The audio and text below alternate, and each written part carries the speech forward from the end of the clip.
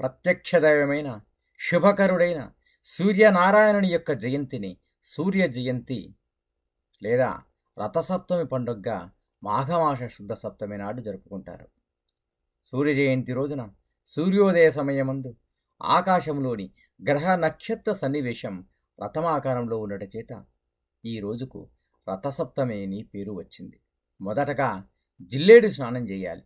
ఈ విశేషమైన పుణ్యదినమున అర్కహ అను నామము కలిగిన సూర్యనారాయణుడికి ప్రీతికరమైన శ్వేత అర్కపత్రముల తెల్ల జిల్లేడు ఆకులకు రంధ్రం చేసి ఆ రంధ్రంలో రేగిపండు ఉంచి శిరస్సుపై, భుజములపై, హృదయంపై ఉంచి శిరస్నానం చేయవలెను.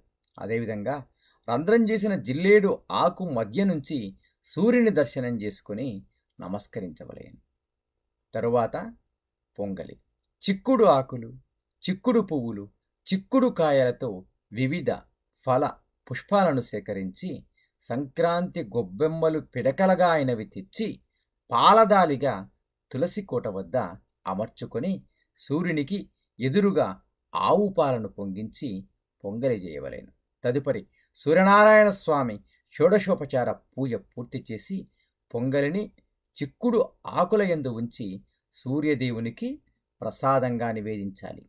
ఈ విధంగా సూర్య ఆరాధన చేయుట చేత ఆయురారోగ్య ఐశ్వర్యాలతో పాటుగా వంశవృద్ధి చేకూరుతుంది అని ప్రగాఢ విశ్వాసం.